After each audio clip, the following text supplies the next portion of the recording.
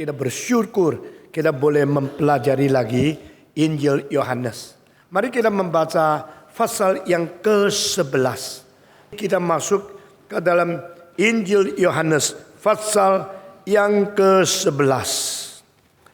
Mari kita membaca Yohanes pasal ke-11. Ada seorang yang sedang sakit. Namanya Lazarus. Ia tinggal di Betania, kampung Maria dan adiknya Marta. Maria ialah perempuan yang pernah meminyaki kaki Tuhan dengan minyak mur dan menyekanya dengan rambutnya. Dan Lazarus yang sakit itu adalah saudaranya. Kedua perempuan itu mengirim kabar kepada Yesus. Tuhan, dia yang engkau kasihi sakit. Ketika Yesus mendengar kabar itu, ia berkata penyakit itu tidak akan membawa kematian, tetapi akan menyatakan kemuliaan Allah. Sebab oleh penyakit itu anak manusia akan dimuliakan. Yesus memang mengasihi Marta dan kakaknya dan Lazarus. Namun setelah didengarnya bahwa Lazarus sakit, ia sengaja tinggal 2 hari lagi di tempat di mana ia berada. Tetapi sesudah itu ia berkata kepada murid-muridnya, mari kita kembali pergi ke Yudea. Murid-murid itu berkata kepadanya, Rabi, baru-baru ini orang Yahudi mencoba melempari engkau. Masih maukah engkau kembali ke sana? Jawab Yesus, bukankah ada 12 jam dalam satu hari? Siapa yang berjalan pada siang hari, kakinya tidak terantuk karena ia melihat terang dunia ini. Tetapi jikalau seorang berjalan pada malam hari, kakinya terantuk karena terang tidak ada di dalam dirinya. Demikianlah perkataannya, dan sesudah itu dia berkata-kata kepada mereka, Lazarus, saudara kita telah tertidur. Tetapi aku pergi ke sana untuk membangunkan dia dari tidurnya. Muridnya berkata, jikalau ia tertidur, ia akan sembuh. Tetapi maksud Yesus adalah tertidur dalam arti mati. Sedangkan sangka mereka, Yesus berkata tentang tertidur dalam arti biasa. Kita membaca kitab suci sampai di sini. Saudara-saudara, di dalam pasal ke-11 dari Yohanes, kita akan melihat mujizat yang terbesar yang pernah dilakukan oleh Yesus sepanjang dia hidup inkarnasi sebagai manusia di dunia. Di dalam seluruh riwayat Yesus, dia telah melakukan mujizat 35 kali. Dan di antara 35 kali, yang paling besar adalah kali ini. Karena dia akan membangkitkan orang dari mati menjadi hidup kembali. Di dalam seluruh sejarah, di dalam kitab suci, hanya sebelum ini pernah ada 3 orang dibangkitkan. Pertama, anak daripada seorang janda di Sarafat yang dibangkitkan oleh Elias.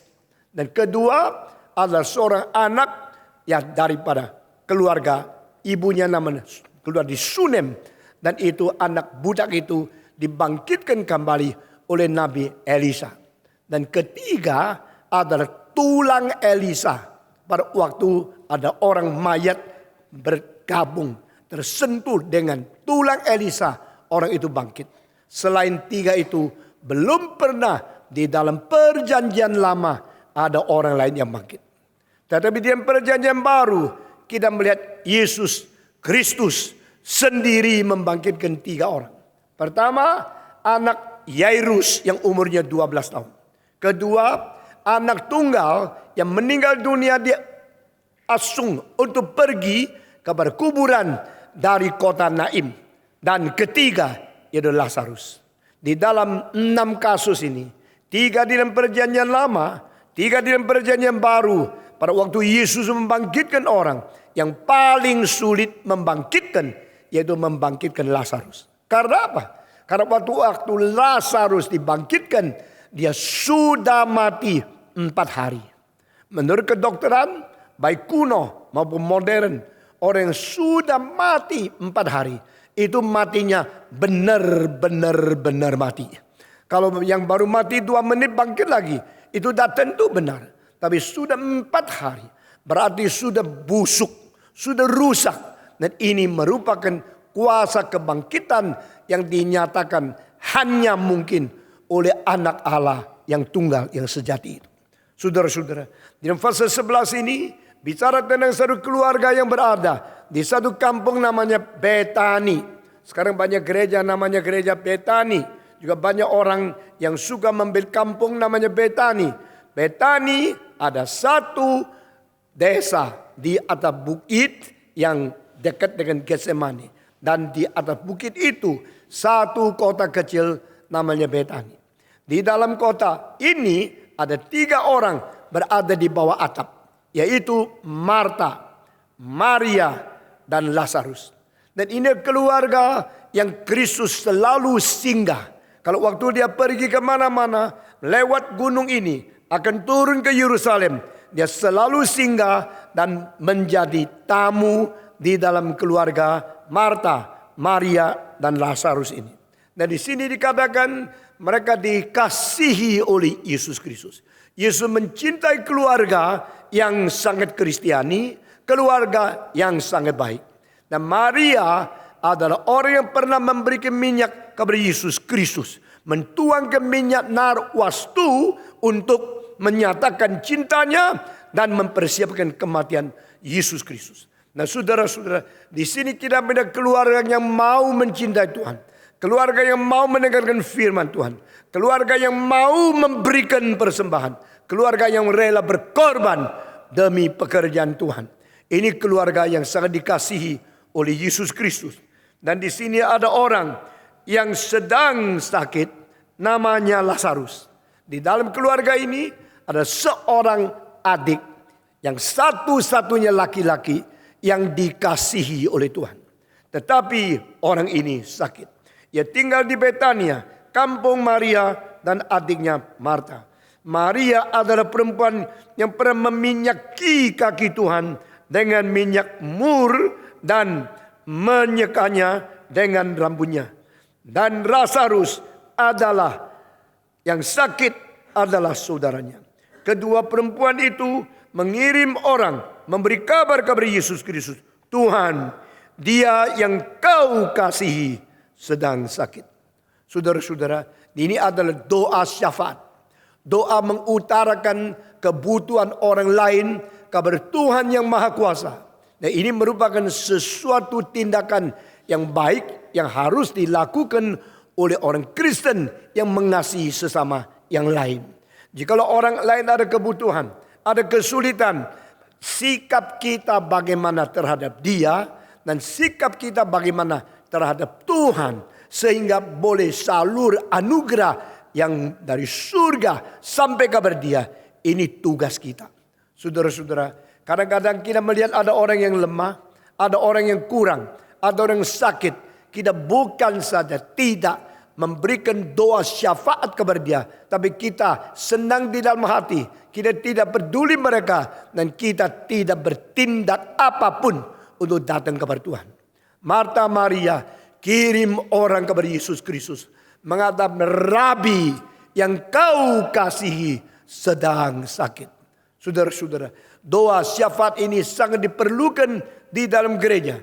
Jikalau saudara kita yang kita kasihi juga yang dikasihi oleh Tuhan berada di kelemahan, bagaimana kita bertindak?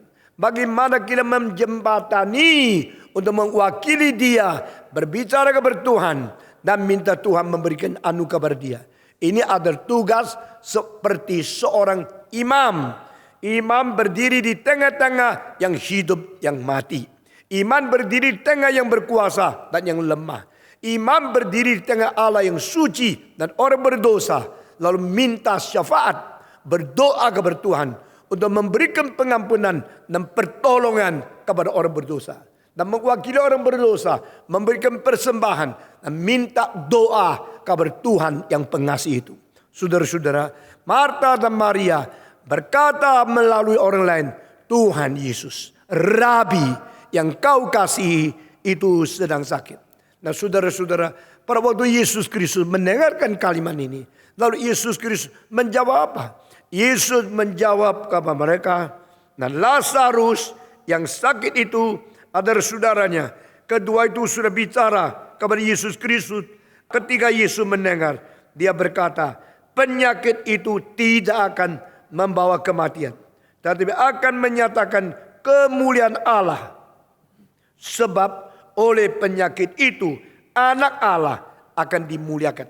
Jadi di sini cara menanggapi sesuatu kesulitan daripada Yesus Kristus sangat berbeda dengan orang lain.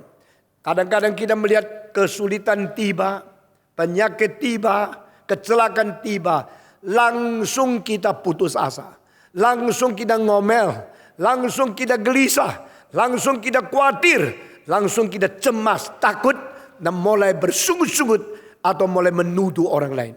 Yesus Kristus tidak. Yesus Kristus mendengar Lazarus yang dia kasih sedang sakit. Yesus mengatakan penyakit itu tidak membawa kematian, tapi penyakit ini akan memuliakan Tuhan Allah. Apa artinya? Berarti kita harus mempunyai sifat positif menanggapi semua kesulitan-kesulitan yang timpa ke dalam pengalaman hidup kita masing-masing. Di dalam keadaan kesulitan-kesulitan yang mengelilingi kita, kita tidak boleh melihat dan diikat, diancam di dalam kesulitan yang sedang mengelilingi kita. Kita harus menembusi perbatasan itu dan melihat kemungkinan-kemungkinan yang besar yang mungkin Tuhan berikan kabar kita untuk mendapatkan berkat lebih besar. Saudara-saudara, di dalam dunia hanya dua macam manusia. Satu macam manusia, kesulitan apapun tidak usah takut, pasti ada jalan keluarnya. Saya mengulang sekali lagi. Di dalam kesulitan apapun tidak usah takut, karena semua kesulitan akhirnya pasti ada jalan keluarnya. Semua ikut 1, 2, 3. Ada kesulitan apapun, jangan ikut dong. 1, 2, 3. Dalam kesulitan apapun, jangan takut.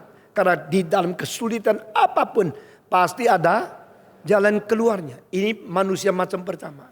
Manusia macam kedua, di dalam jalan keluar apapun tidak berguna. Akhirnya tetap ada kesulitan. Nah ini dua macam manusia. Di dalam kesulitan pasti ada jalan keluar. Di dalam jalan keluar pasti ketemu kesulitan lagi. Lebih sehat manusia macam apa? Saudara-saudara. Jika engkau mengatakan, toh memang betul kan. Ada kebebasan apapun, tetap ada kesulitan. Ada jalan keluar, tetap ada ikatan. Ada keadaan bagaimana lancar, toh akhirnya susah. Dan terakhir mati. Begitu ya. Jadi selalu pikir yang sempit, yang rusak, yang destruktif, yang tidak ada pengharapan. Saudara-saudara, orang Kristen yang beriman akan menyanyi di dalam malam yang gelap. When we are in the dark night, we still sing, we still praise God, we still give thanks to God. We still can enjoy and take part of all the hope hidden in the promise of God. Kita boleh menerima pengharapan, kita boleh menikmati penyertaan Tuhan di dalam kesulitan-kesulitan. Karena kita percaya ada janji Tuhan yang berada di dalam. Jika kita harus mengalami kematian pun, kita tidak usah takut. Karena kita sudah pernah diselamatkan. Kita sudah pernah diberikan hidup yang baru. Kita sudah pernah diampuni dosa. Kita sudah pernah dibenarkan dan diperdamaikan dengan Tuhan Allah. Maka kematian hanya sehelai pintu yang membawa kita dari dunia yang fana menuju dunia yang baka. Dari dunia yang penuh kesulitan menuju kepada janji Tuhan yang tidak pernah layu, tidak pernah luntur dan tidak berubah di dalam bahagia kekekalan. Saudara-saudara sekalian, Yesus telah memberikan sikap hidup yang paling positif, yang paling dinamis kabar kita. Dia mengatakan kesulitan penyakit ini tidak akan mematikan. Berarti jangan takut, karena melalui penyakit ini saya akan dipermuliakan. Nama Tuhan akan dipermuliakan.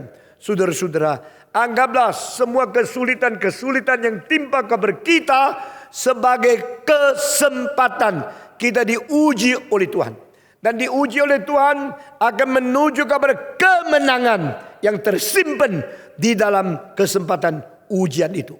Saudara-saudara, jika iman kita mempunyai pengertian positif seperti ini, maka kita akan lebih dinamis, kita akan lebih optimis daripada orang-orang yang tidak beriman.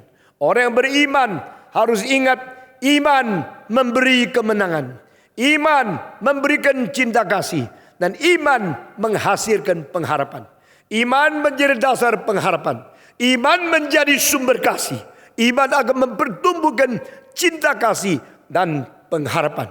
Alkitab mengatakan sekarang yang masih sisa hanya 3 hal, yaitu iman, kasih, dan pengharapan. Iman, pengharapan, dan kasih.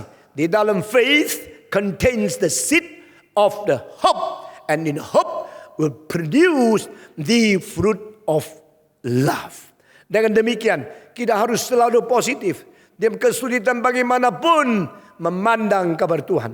Saya pernah membaca satu kalimat yang sangat menggerakkan hati saya. If you fail to look around, please look upward.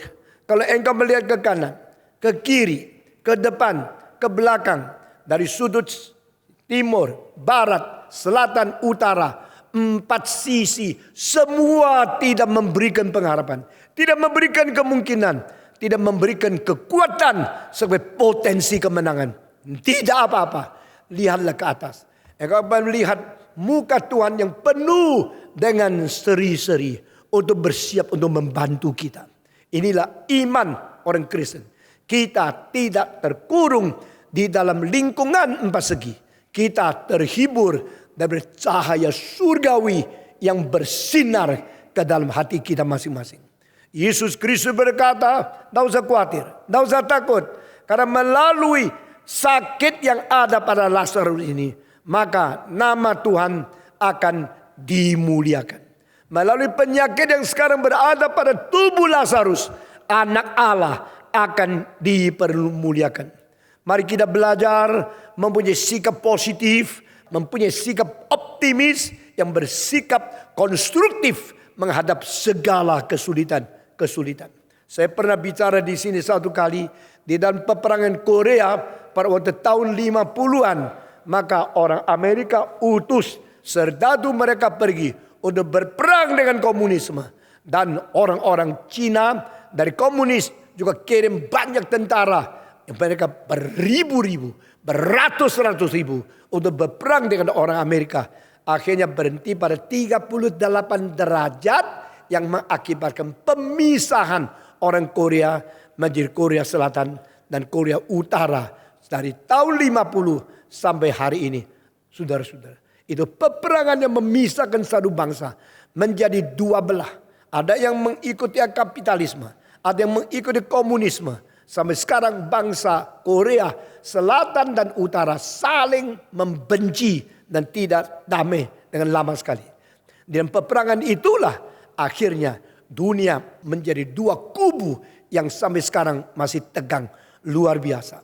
Saudara-saudara sekalian, dan di dalam peperangan itu terjadi satu hal yang agak lucu sedikit, yaitu seorang dokter yang mempraktekkan pengobatan kepada tentara-tentara yang luka, menerima 2 orang yang beda waktu datang kepada dia. Yang satu datang umpama minggu ini, yang satu datang lagi umpama 2 minggu kemudian. Dan 2 orang ini mempunyai pengalaman yang sama. 2 orang ini dalam peperangan mendapatkan kecelakaan yang sama, yaitu di dalam peperangan mereka kena peluru, kena bom, akhirnya satu tangan harus digergaji. Saudara-saudara. Dan tentara A datang ke dokter dengan satu tangan. Lalu satu tangan ada, satu tangan tidak ada. Lalu dokter tanya, kenapa hari ini ada apa? Orang ini mengatakan apa tuh?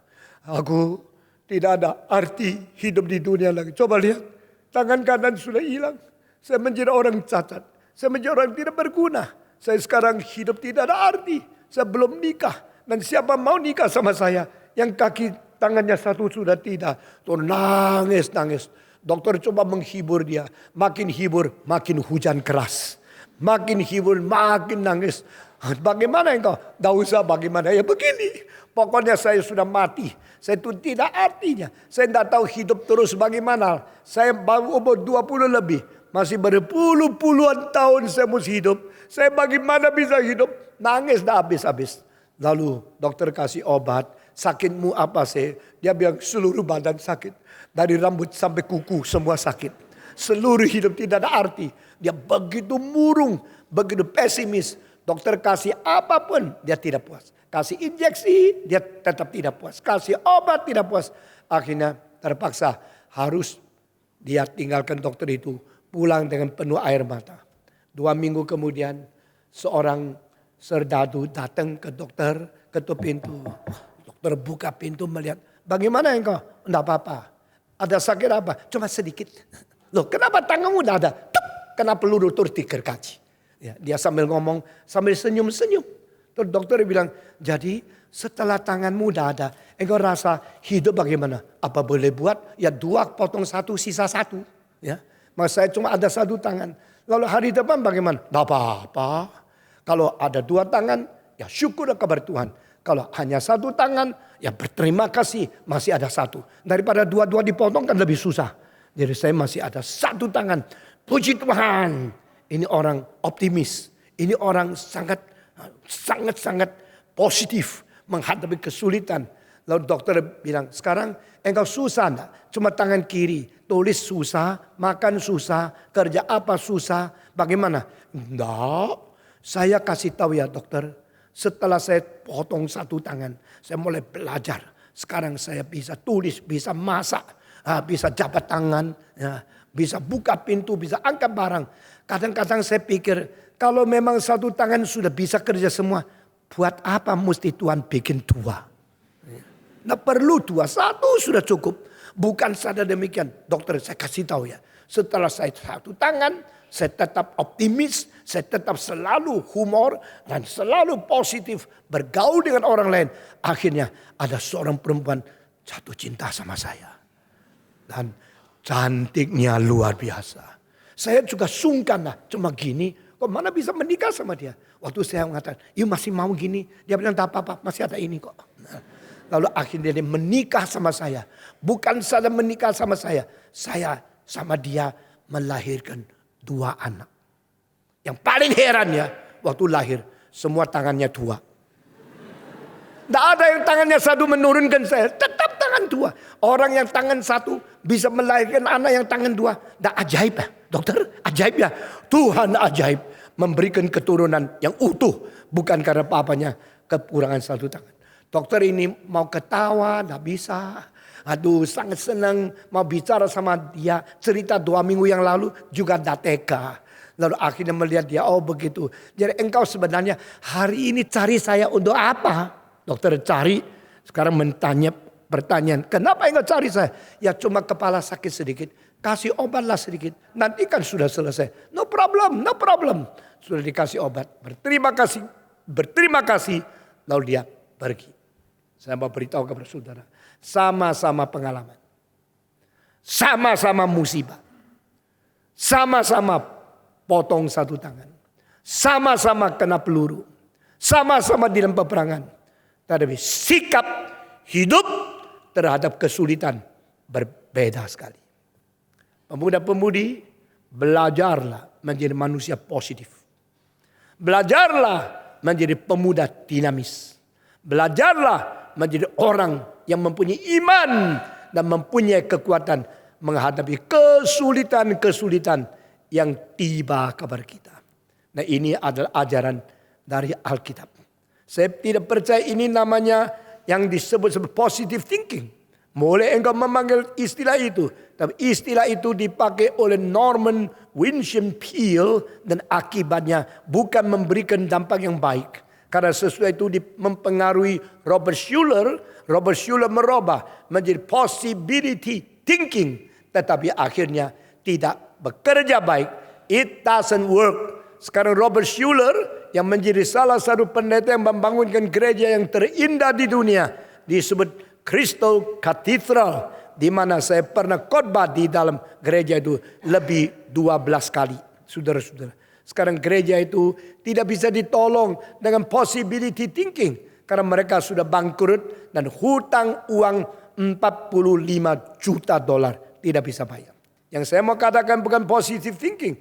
Yang saya katakan adalah positive attitude in the faith to Jesus Christ. Kita orang Kristen, mari kita bicara tentang iman. Iman kepada Tuhan. Iman kepada Tuhan yang mengerti kebenaran. Dan dengan kebenaran yang Tuhan berikan, menanam ke dalam hati kami, mendapatkan bibit iman kepercayaan yang bersandar kepada Tuhan sendiri. Saudara-saudara, kesulitan itu ada. Air mata tidak mungkin tidak ada siapapun. Saudara-saudara, yang mempunyai mata semua pernah mengalirkan air mata. Yang pernah mempunyai napas semua pernah mengeluh. Yang mempunyai hati semua pernah sakit hati. Inilah satu hal yang umum bagi setiap orang yang dilahirkan di dalam dunia. Tidak ada manusia yang tidak ada air mata.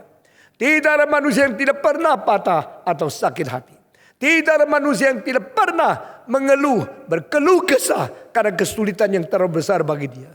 Tetapi bagaimana sikap kita menghadapi segala kesulitan, pengeluhan, tangisan, dan segala kepicikan hidup yang menimpa kepada kita. Be positive in the faith to Jesus Christ. Yesus Kristus adalah manusia yang paling susah di dalam panjang sejarah manusia. Yesus Kristus adalah manusia yang menanggung segala kesulitan yang paling berat, yang tidak pernah mungkin ditanggung oleh siapapun selain dia sendiri.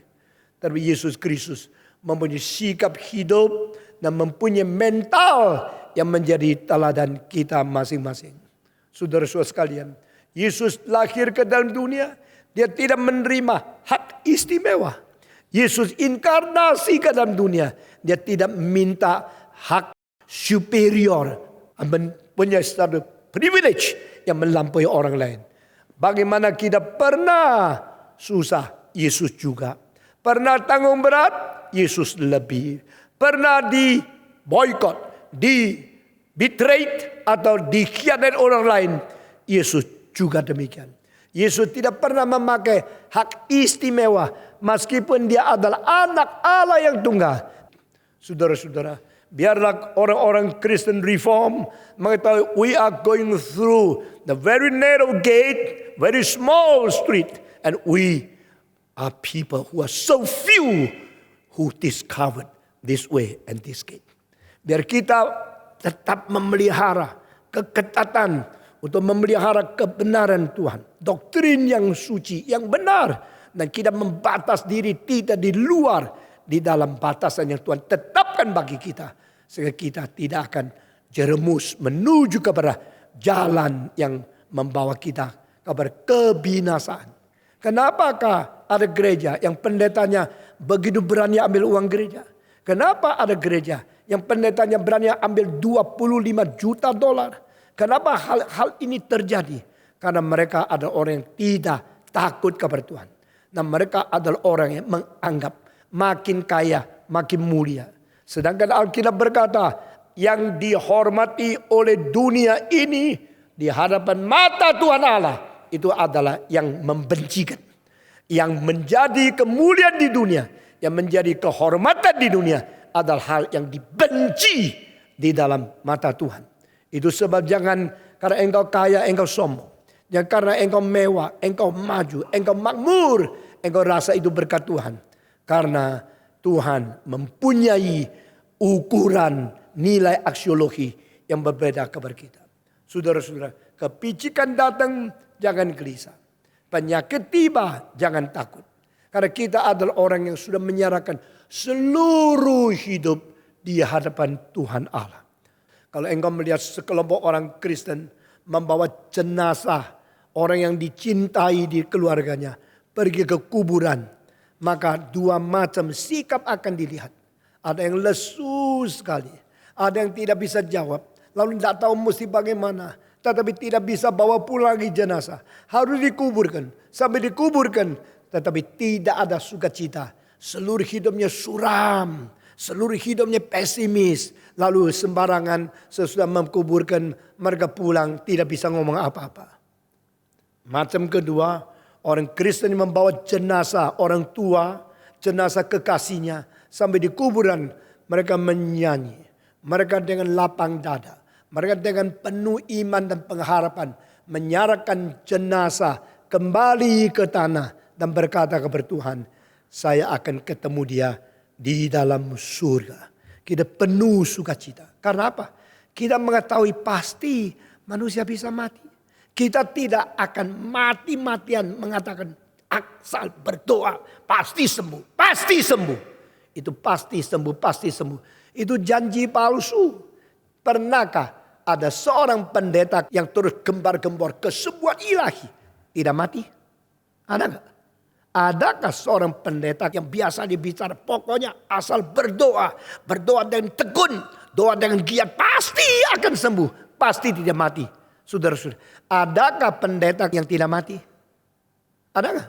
Saudara-saudara, doktrin yang salah mengakibatkan reaksi terhadap affliction, terhadap segala sengsara, penderitaan yang reaksi yang salah. Karena dibiasakan membuat satu sugesti, asal beriman, asal doa dalam nama Yesus pasti sembuh, pasti sembuh. Akhirnya mereka tidak bersiap hati untuk menunggu orang itu meninggal. Kalau orang itu meninggal, mereka kalang kabut. Seluruh hidup menjadi sangat suram, menjadi tidak ada pengharapan lagi. Lalu tidak bisa jawab, kenapa kau mati ya? Ya tidak bisa jawab. Pokoknya tidak bisa terima kematian dia. Tetapi juga tidak bisa tolak kematian dia. Akhirnya terpaksa harus dikuburkan. Waktu dikuburkan tidak ada sukacita. Tidak ada pengharapan.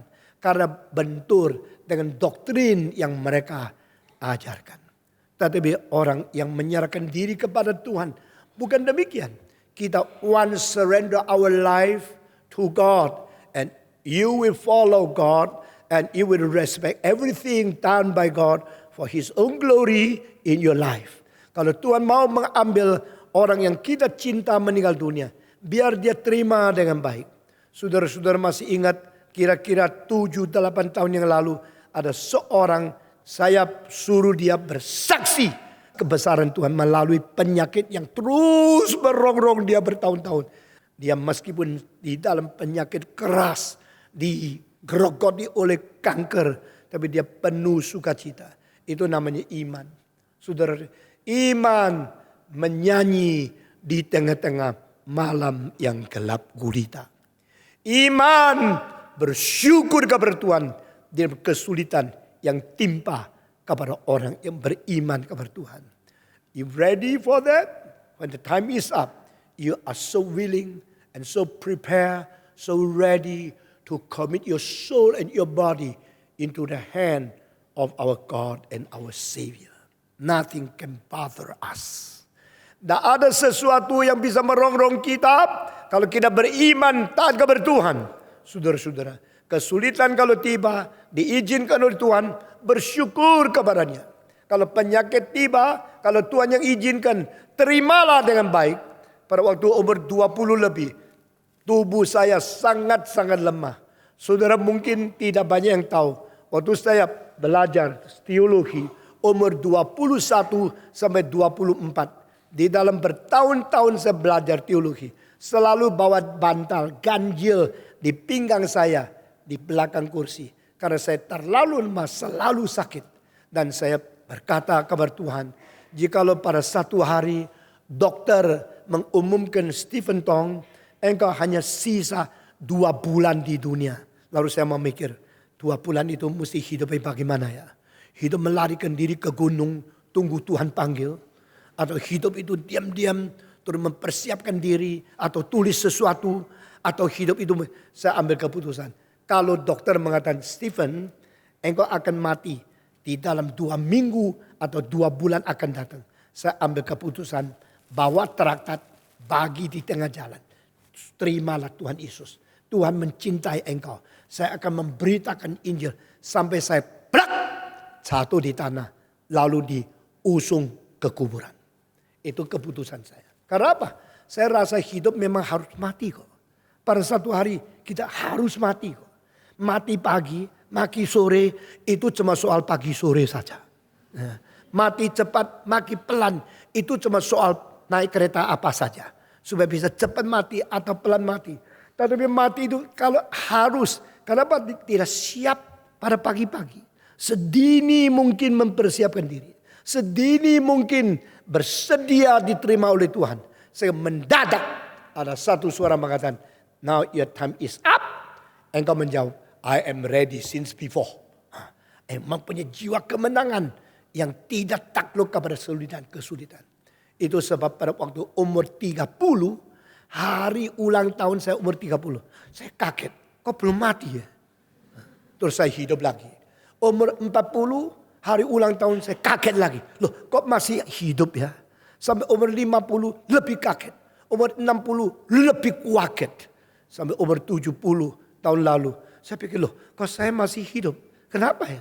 Saya orang yang tidak pernah memperhatikan mesti makan apa, yang banyak vitamin, yang higienik, yang sehat. Pokoknya makan. Kalau sudah kenyang tidur atau kalau perlu khotbah, saya tidak peduli.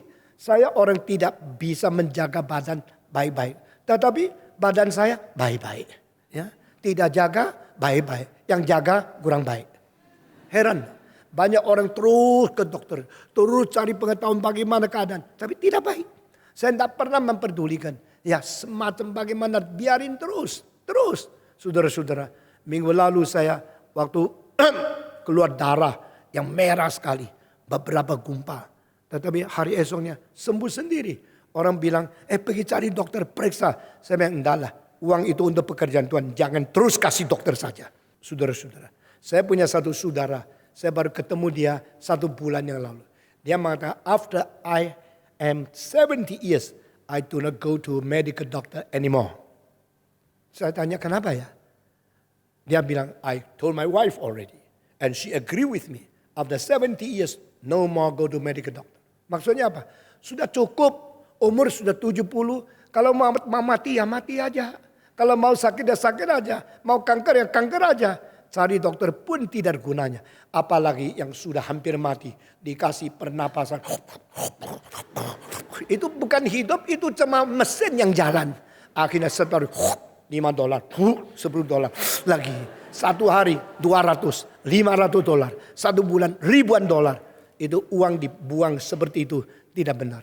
Saya pikir-pikir benar juga ya. Sudah umur 70 cari dokter apa lagi? Ya sudah serahkan sama Tuhan aja. Heran, saya satu-satunya saudara di antara 7 saudara yang pasang stand banyak sekali. Ya. Presiden Lee Teng-hui stand, tahu stand? Bukan stand begini ya. Stand yang ada di dalam itu pipa darah. Lee Teng-hui 6, saya 8. Saya mau tanya tahu ini rekor dunia atau tidak ya? Kok 8-nya? Dan pipa ini ada. Dan waktu saya disuruh pasang, orang bilang mesti pasang di negara yang paling pintar.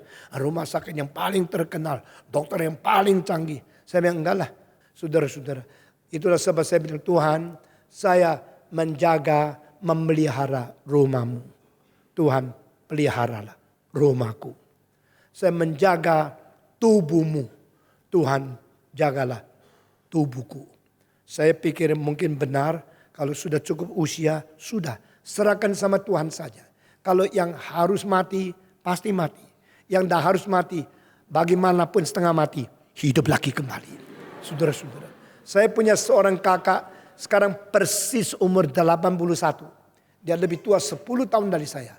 Dan dia tidak pernah pergi bikin stand dan sebagainya. Satu hari mendadak sakit, chest pain keras sekali. Sakit luar biasa. Lalu dia tidak bisa duduk, dia berbaring. Lalu jatuh di tanah. Sesudah itu istrinya ketakutan luar biasa.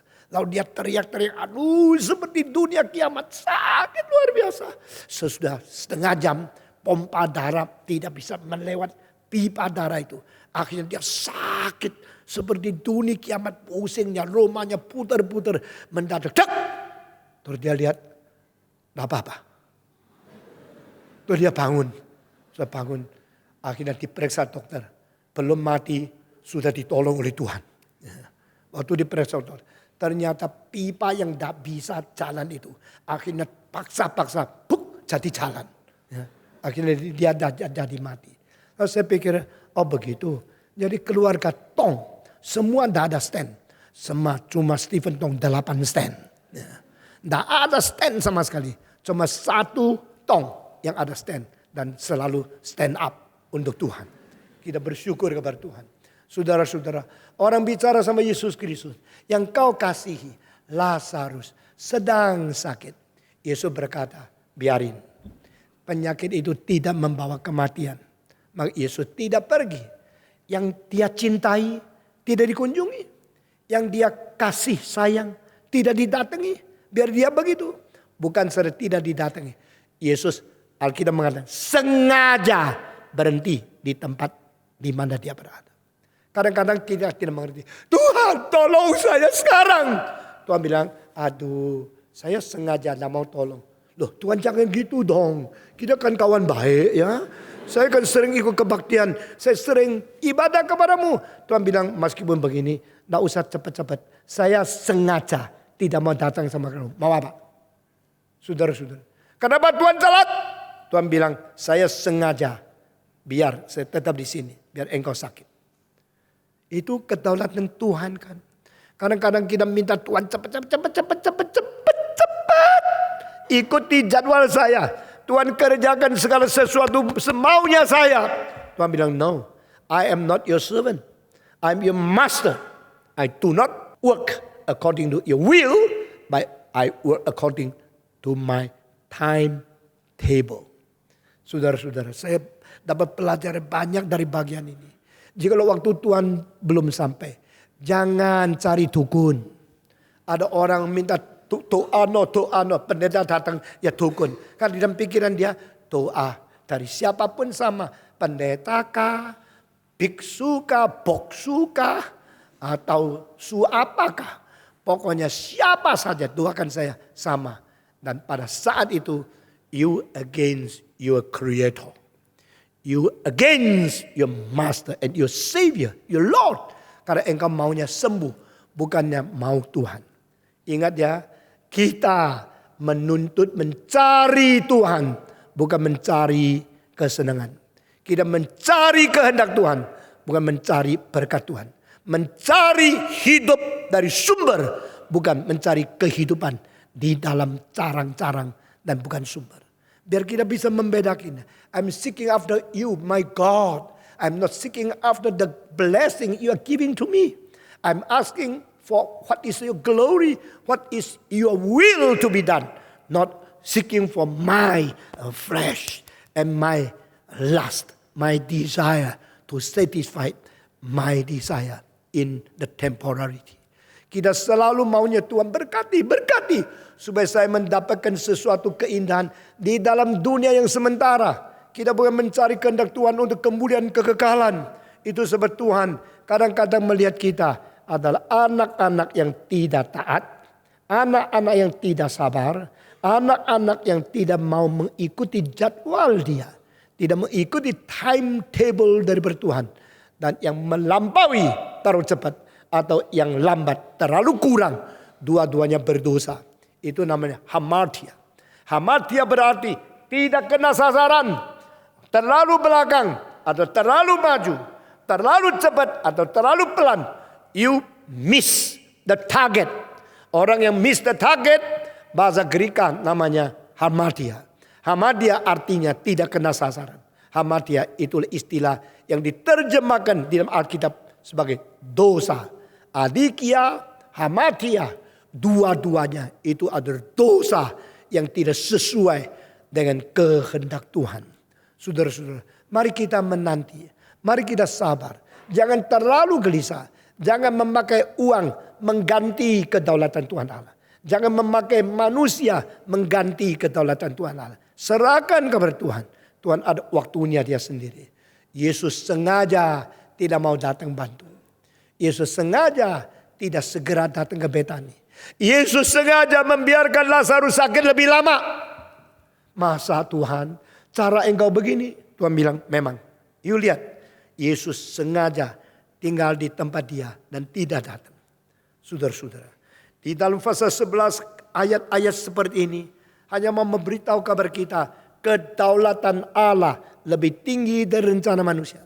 Kedaulatan Allah tidak boleh diinterupsi oleh kemauan manusia. Kedaulatan Allah tidak boleh diganggu oleh rencana manusia. Tuhan, dia yang engkau kasihi itu sakit. Ketika Yesus mendengar kabar itu, dia berkata penyakit itu tidak akan membawa kematian, tetapi akan menyatakan kemuliaan Allah. Sebab oleh penyakit itu anak Allah akan dimuliakan. Yesus memang mengasihi Marta dan kakaknya dan Lazarus. Namun setelah didengarnya bahwa Lazarus sakit,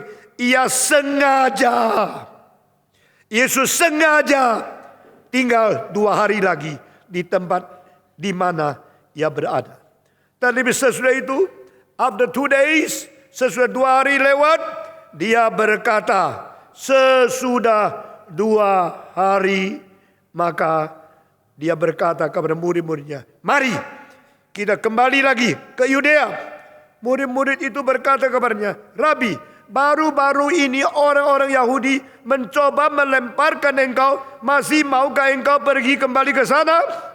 Jadi murid-muridnya mikirkan apa? Tidak usah pergi lebih baik. Kalau pergi ke situ, dapat bahaya. Karena komplotan orang Yahudi memerajam Yesus dengan batu sudah direncanakan. Nah kalau kita pergi, berarti kita membawa diri kita masuk ke dalam jerat yang bahaya sekali. Better not. Nah kalau Yesus bilang, saya sengaja di sini 2 hari. Kebetulan Yesus tak mau pergi. Maka saya juga tidak usah ikut mendapatkan kecelakaan. Banyak orang ikut Yesus ada pikiran dan takaran sendiri. Sambil ikut, sambil hitung. Sambil ikut, sambil memikirkan untung ruginya sendiri. Oh pantesan. Yesus sendiri ketakutan dirajam batu. Maka sengaja tidak mau pergi. Jangan sembarangan tafsir ya. Yesus tidak pergi karena jadwal waktu dia sangat tepat. The theology of time is so accurate, is so precise in the life of Jesus. Tapi manusia mengikut Tuhan selalu kalkulasi. Kalau pergi, tidak pergi, lebih baik pergi atau lebih tidak. Karena itu untung rugi untuk saya yang dihitung dulu. Maka mereka mengatakan, sekarang mau pergi. Saya kira Yesus tidak pergi untuk 1/2 tahun. Ternyata sudah 2 hari mau pergi. Tahu tidak Yesus? Orang berencana merajam batu kepada engkau. Itu bahaya. Itu tempat yang paling krisis. Engkau masih mau pergi. Yesus pada waktu menetapkan mau pergi. Dia pasti pergi. Mari kita kembali lagi ke Yudea. Bukankah mereka akan coba melempari batu kepada engkau? Masih engkau pergi? Jawab Yesus, bukankah ada 12 jam di dalam 1 hari? Siapa yang berjalan pada siang hari, kakinya tidak terantuk. Karena ia melihat terang dunia ini. Tetapi jikalau seorang berjalan pada malam hari, kakinya terantuk. Karena terang tidak ada di dalam dirinya. Apa artinya ini? Dia tidak berarti betul-betul 12 jam. Dia berarti, when I'm still here, you follow me. I'm the light of the world. I'm the light of life. Hidup Yesus ada terang dunia. Aku di dunia ada terang bagi kamu. Waktu aku masih ada di dunia, akulah terang dunia. Dan sesudah itu saya utus engkau dan mengatakan, ye are the light of the world. Pada waktu saya ada di dunia, saya terang itu. Engkau ikut saya berjalan di dalam terang. Engkau tidak terantuk. Engkau tidak tersandung. Engkau tidak akan jatuh. Because I am here. When I am here, I'm the light of the world. And you follow me. And I will lead you. Itu artinya. Maka Yesus Kristus mengatakan, sekarang bicara apa sama saya? Kalau saya mau pergi ikut, jangan takut rajam batu. Karena kalau bukan waktunya Tuhan, engkau tidak satu orang bisa mati. Kalau bukan kemauan Tuhan, tidak sehelai rambut pun bisa jatuh dari kepalamu. Saudara-saudara, kalau engkau sudah mulai botak seperti saya, bersyukurlah waktunya sudah sampai. Karena jika Tuhan tidak menghendaki, satu rambut pun sehelai tidak bisa jatuh. Kalau boleh jatuh, memang waktunya Tuhan izinkan. Terimalah. Terima apa yang Tuhan memperbolehkan kita mengalami. Puji Tuhan. Inilah terang. Pada waktu terang masih ada. Ikutlah dia berjalan pada waktu hari siang. Demikianlah perkataannya. Dan sesudah itu dia berkata kepada mereka, Lazarus, saudara kita telah tertidur. Baru Yesus sekarang bongkar. He is dead. Lazarus sudah mati. Lazarus mati. Berarti apa? Semenjak orang bilang sama Yesus, temanmu yang kau kasihi, saudara yang namanya Lazarus, itu sakit. Yesus bilang, biar sakit. Lalu Yesus tidak mau pergi sampai dia mati. Jadi berarti kadang-kadang Tuhan tidak menyembuhkan kita sesuai dengan kemauan kita. Tuhan tidak mendengar doa kita sesuai dengan permintaan paksa kita. Jadi pada waktu Tuhan melihat kesulitan tiba, dia tidak memberi pertolongan. Karena apa? Dia menunggu akibat lebih berat. Menunggu akhirnya lebih susah, lebih menakutkan, lebih menderita. Supaya engkau mengalami kematian dulu. Saudara-saudara. Alangkah baiknya kalau Yesus datang sebelum dia mati. Tuhan bilang tidak. Lebih baik setelah dia mati. Kalau sebelum Lazarus mati, saya datang terus sembuh. Ya kemuliaannya cuma menyembuhkan saja. Menyembuhkan itu tidak terlalu sulit. Karena banyak dokter pun bisa kerjakan. Banyak tabib bisa melakukan. Jadi saya kalau datang sebelum Lazarus mati, saya langsung menyembuhkan. Kuasa saya tidak lebih nonjol daripada dokter biasa. Mengerti? Kalau saya datang pada saat dia mau, saya datang menyembuhkan, maka kesembuhan yang dialami tidak lebih hebat daripada kesembuhan oleh tabib yang biasa. Maka saya sengaja memberikan waktu lebih panjang supaya kamu mengalami kesulitan lebih besar. The sovereignty of God is sometimes just permit us to suffer more than what we already suffered.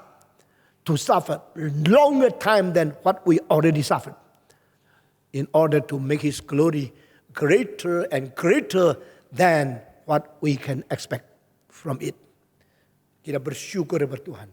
Kita mempelajari Yohanes. Kita dapat pelajaran banyak sekali. Kadang-kadang Tuhan tidak memperduli. Tidak mendengar doa. Toh aku sudah doa sampai begitu kuasa. Sampai begitu susah. Sampai berpuasa berminggu-minggu. Engkau tidak mendengarlah. Kenapa engkau tuli? Kenapa tidak dengar? Tuhan berkata, hak apa? Kau memaksa aku harus menyembuhkan pada saat yang kau minta. Kenapa saya tidak boleh tidak menyembuhkan? Kalau saya biar engkau mati, apakah aku tidak berhak? Kalau aku memperpendek hidupmu, apakah aku tidak berdaulat? Jika aku mau tunggu setelah mati baru aku datang menolong. Kenapa itu tidak mungkin? Itu buat apa? Buat apa menurut kamu kan? Menurut taksiran kamu. Menurut pikiran kamu yang terbatas. Lebih baik datang sebelum mati. Tapi saya berkata kepadamu. Saya sengaja tidak mau datang. Saya sengaja tidak mau menyembuhkan. Sampai dia mati. Setelah mati. Biar dikuburkan 4 hari. Busuk. Hancur, sudah rusak sama sekali. Baru akan tampil di situ. Menyatakan kedaulatan dan kuasa mujizat yang terbesar di atas bumi. Engkau mau apa? Saudara-saudara, reform people are the people who submit themselves under the sovereignty of God without debate. Orang reform adalah orang yang menaklukkan diri di bawah kuasa kehendak Allah tanpa berdebat. You submit, you obey Him without reserve. Jangan ada reserve. Jangan ada cadangan untuk bagaimana berdebat dengan Tuhan. No debate, no discussion. Because God is God and man is man. Let God be God and let man be man. Saudara-saudara, kita sudah terlalu biasa dimanja oleh pendeta-pendeta palsu. Kita selalu dimanja oleh pendeta-pendeta yang salah mewakili Tuhan. Dan mengajarkan kepada kita, Tuhan baik, doa apapun didengar. Demi nama Yesus semua dikabulkan. Itu adalah omong kosong dan twisting of the Bible dan manipulasi ayat-ayat yang tidak dimengerti. Sehingga banyak iman orang Kristen dimanja, dirusakkan. Sehingga kita mau memaksa Tuhan. Jalankan apa yang saya perintahkan. Hei Tuhan, Engkau tahu enggak dia Tuhan? Kalau engkau tahu dengan jelas dia Tuhan, berhenti kurang ajar di dalam doamu. Doa kita yang teriak-teriak mau apa? Saudara, kadang-kadang orang doa, dia kira begitu Tuhan terus tergerak. Aduh kasihan ya, cengotot ya, terus tergerak. Saya tanya, ada satu orang berdoa dengan suara kayak Tuhan. Sudah selesai saya bilang, kalau Yesus betul-betul di depanmu, kamu berani teriak begitu enggak? Berani enggak? Coba saya tanya, kalau betul-betul Yesus suruh datang, iu lagi doa dia datang. Lalu dia tepuk-tepuk kamu, ada apa ribut terus? Bagaimana cara doa? Sembuhkan saya. Tuhan bilang, gila lah kamu ya. Dia lagi sinting atau lagi gila atau lagi tegang atau skizofrenik. Saya ada di sini. Ngomong baik-baik. Masa ajar dia doa. Tuhan, kalau engkau mau menyembuhkan, nyatakan anugerahmu. Kalau tidak, beri aku ketaatan, sabar, menanti kabarmu. Itu baru namanya hormat. Sekarang orang berdoa itu tidak mengerti etikanya doa. Beranikah? Presiden, piak. Masukkan kamu ke penjara kan? Itu presiden. Engkau sama presiden pun tidak pernah berani ngomong begini. Sama Tuhan berani. Karena apa? Engkau punya doktrin Allah sudah dirusaki oleh pendeta-pendeta yang palsu. Engkau tidak pernah dididik bagaimana menghormati Tuhan. Bagaimana berdoa sopan kepada dia. Bagaimana dengan iman yang penuh merendahkan diri dan mau taat kepada dia. Maka Yesus sesudah dengar Lazarus sakit sengaja tidak pergi. 2 hari kemudian dia bilang mari kita pergi. Pergi memerlukan waktu untuk perjalanan. Sampai di tempat Betani Lazarus sudah di kuburan 4 hari. Kenapa begitu lambat? Kenapa begitu malas? Kenapa tidak pada waktunya? Bukan tidak pada waktumu. Tetapi dia datang tepat pada waktunya Tuhan Allah. The time of God doesn't belong to us. The time of God is determined by the sovereignty of God. When God make the decision, not today, but another 15 days, you should obey. When God say, not now, another 80 years, you should obey. Musa mau menjadi hamba Tuhan. Musa mau melayani Tuhan. Maka dia melihat ternyata orang Israel dianiaya sebagai budak oleh orang Mesir. Saya sebenarnya bukan orang Mesir. Meskipun saya dibesarkan di dalam istana Mesir. Tapi saya adalah anak keturunan orang Ibrani. Yang percaya kepada Tuhan yang Maha Esa. Yehovah yang ada di surga. Saya tidak percaya Isis. Saya tidak percaya Ra. Saya tidak percaya semua dewa-dewa daripada mitos-mitos orang Greka. Tetapi orang sebangsaku yang ditindas, yang dianiaya. Mari saya menolong mereka. Waktu dia melihat seorang Mesir sedang memperbudak orang Israel. Yang sebenarnya adalah bangsa dia. Tapi lahirnya berbeda. Karena dia anak perempuan. Anak dari anak perempuan Firaun di dalam istana. Maka pada waktu dia keluar terbunuh, pukul mati. Karena Musa orang yang besar, orang yang ganteng, orang yang gagah. Dan orang yang mempunyai kuasa besar. Dia membunuh orang Mesir itu. Waktu dia bunuh, dia lihat kanan, dia kiri. Tidak ada orang. Jadi bunuh satu orang, tidak ketahuan siapa-siapa. Dia merasa dia lolos daripada hukum, dari hukumnya daripada Mesir. Hari kedua, dia lihat lagi. Pada waktu lihat keadaan demikian. Lalu dia marah sama orang Israel. Dan orang itu mengatakan, kamu kira aku tidak tahu. Kemarin aku melihat dari lubang batu. Engkau membunuh seorang Mesir. Sekarang saya akan pergi lapor kepada kepala polisi di negara Mesir. Supaya kamu ditangkap. Dia baru tahu cilaka, rahasia. Dia membunuh orang Mesir. Sudah terbocor. Maka dia melarikan diri. Dan satu kali lari. 40 tahun dah balik. Waduh larinya hebat ya. Lari. Ketakutan tidak berani balik. Jadi karena salah langkah satu kali. Waktunya tunda 40 tahun. Tuhan, I want to serve you. Lord, I want to serve you. I want to kill all the Egyptians. I want to save. I will deliver out all the slavery of the Israel people under their suppression. Help me, give me power to kill. The more I can kill the Egyptians, the more victorious I am. Tuhan mengatakan, your time is not yet up. Your doing is very stupid. Musa, kau mau melayani aku? Mau. Justru karena mau, maka aku bertindak begini. Saya membunuh Mesir. You can kill how many? Every day kill one. If one day kill one, and every day not discovered. One day kill one. Every year 365, okay? 10 years, 3,650. 40 years, berapa? Paling banyak belasan ribu orang kan? Tetapi orang Mesir kalau dibunuh 1 juta, tetap ada 25 juta lagi loh. Engkau cuma bunuh belasan ribu, setiap hari bunuh 40 tahun, dapat berapa? That is your way. My way is different. My way is to be with you and empower you and encourage you to say courageously to the fear Pharaoh, let my people go, deliver them from your slavery, and they can worship me in the wilderness. Saudara-saudara, setelah Musa salah satu kali dengan kedagingan mau melayani Tuhan, Tuhan hajar dia. Tuhan suruh dia tunggu 40 tahun. Musa orang yang pintar, telah selidiki semua pengetahuan ilmu seluruh Mesir dia belajar. Seperti engkau ke UI, tanya sama rektor, berapa sih fakultas? Fakultasnya ada 300. Oke, satu fakultas 4 tahun. Oke, saya akan belajar di sini 1.200 tahun. Karena 300, 4 tahun, 1.200 tahun. Kelar. 300 gelar. Saudara-saudara, waktu itu Mesir adalah pusat pengetahuan ilmu seluruh dunia.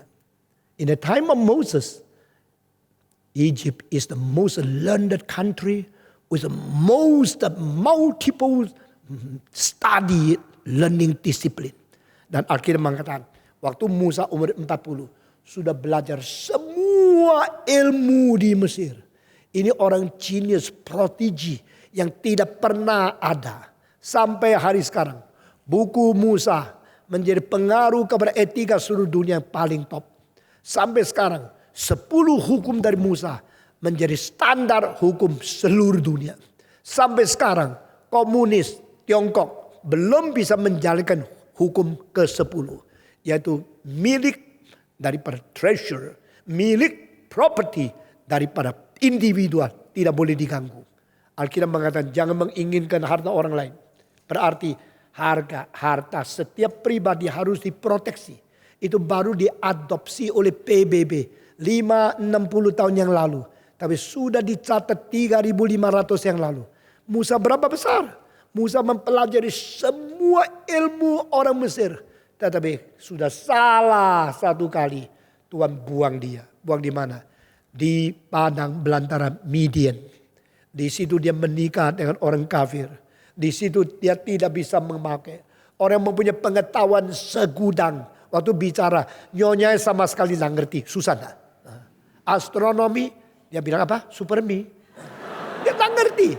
Engkau ngomong astrologi, dia tidak ngerti. Biologi, dia tidak ngerti. Karena Musa sudah belajar semua ilmu di Mesir. Tapi nyonya padang belantara. Yang cuma taunya, bawa kambing, bikin minum air. Bawa pulang, lalu masak-masak. Seorang perempuan yang begitu rendah. Dan dia pengetahuan begitu tinggi. Lalu dia mengatakan, saya mempunyai pengetahuan segudang, 2 gudang, segudang, 3 gudang. Lalu dia bicara semua. Siapa yang dengar? Tidak ada. Saben hari dia mikirkan fisika, kimia, fisika, biologi. Semua pengetahuan yang dengar cuma kambing. Saudara-saudara, 40 tahun jadi pemimpin memek. Saudara-saudara, 40 tahun sampai satu hari dia membawa kambing sampai satu tempat. Melihat ada semak duri yang dikerubungi oleh api yang besar. Tapi semak durinya tidak rusak, tidak patah, tidak kering, tidak hancur. Dia penasaran. Dia datang ke situ. Waktu dia sudah dekat tempat itu. Musa, Musa, copot sepatumu. Karena tempat yang kau berdiri adalah tempat yang suci. Suci di situ bahasa Ibrani Qadesh. Itu pertama kali Qadesh dipakai. Stand there. Put off your shoes. Because the place where you are standing is the holy place. Tempat suci. Dia baru dapat panggilan Tuhan. Go to Egypt. Enter into the palace of the Pharaoh. And tell the king Pharaoh, let my people go. Let them go to the wilderness to worship me. Saudara-saudara, kapankah Tuhan panggil Musa? Bukan pada waktu dia sudah pintar S1, S2, S3, S4. Bukan karena dia sudah mempunyai pengetahuan banyak. Tapi pada waktu dia sudah sadar, dia itu nothing. Dia bersalah, dibuang oleh Tuhan. Ini berarti Tuhan tidak perlu pakai kepintaranmu. Engkau berapa sarjana, berapa hebat, tidak berguna. Karena engkau masih hidup di dalam kedagingan. Engkau masih hidup di dalam kemauan sendiri. Engkau tidak mau tunggu waktunya Tuhan. Maka Tuhan mengatakan, wait. And one time ordered Moses to wait. He should wait for 40 years. Saudara-saudara, saya sangat peka kepada yang disebut waktu Tuhan. The time of God. The time of God. Saya bersyukur kepada Tuhan. Pada saat waktunya tiba, saya mulai keliling dunia. 68. Pada saat dia tiba, saya dipanggil ke Amerika 73. Pada saat eksistensialisme menggerogoti kaum cendekiawan dan orang mahasiswa tahun 70, saya diundang ke Taiwan. Pada saat-saat paling penting, Tuhan punya waktu sampai, saya mulai kerjakan satu persatu. Pada saat umur 60, panggilan Tuhan keliling 5 kota di Asia Tenggara. Pada saat sudah waktunya, saya dirikan STTRI. Saya bangun gereja. Semua pada waktu yang tepat yang Tuhan pimpin. Karena saya sangat peka pimpinan Tuhan. Sangat sensitif kapan waktunya. Itu sebab saya melihat dengan mata di atas kepala saya sendiri. Saya sudah mendidik lebih 2.000 murid-murid yang sekolah di sekolah teologi. Dari tahun 64 Januari sampai sekarang 2011. Saya melihat banyak pendeta gagal. Karena apa? Tidak tahu waktunya Tuhan. Mereka terlalu cepat bergesa-gesa. Mau mengatur, mau merubah jadwal dari surga. Akhirnya satu-satu gagal. To be a servant of God is not easy. To minister in the kingdom of God, you should patient and waiting the timing and the timetable of God. Saudara-saudara, Yesus berkata, saya tidak pergi. Kenapa sekarang? Dia lagi hidup, dia belum mati. Wait, you do not order me. It's my sovereignty to determine my time. And my timetable to lead me to follow the Spirit of God. Not you. Akhirnya, Lazarus baru dibangkitkan setelah 4 hari mati. Di dalam pandangan manusia, percumalah. Sudah mati, sudah rusak, sudah bau 4 hari. Mayatnya sudah hancur. Tidak usah datang lagi.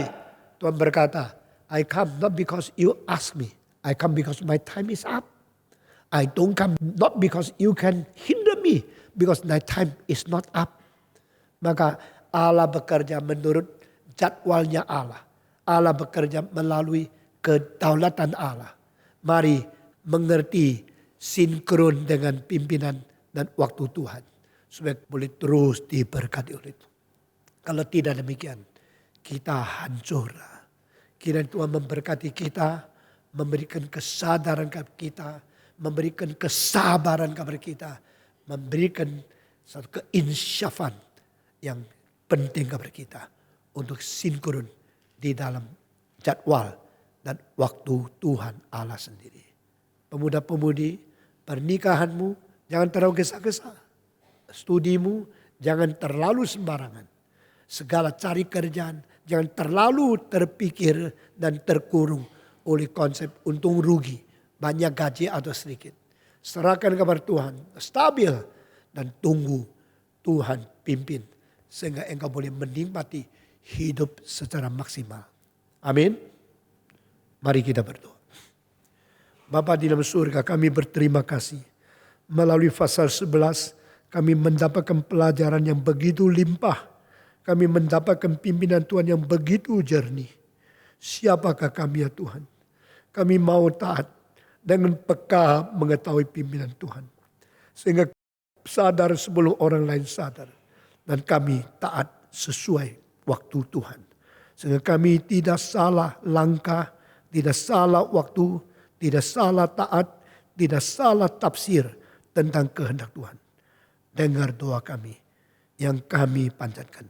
Dalam nama Yesus Kristus, penebus dan juru selamat kami yang hidup. Kami sudah berdoa. Amin.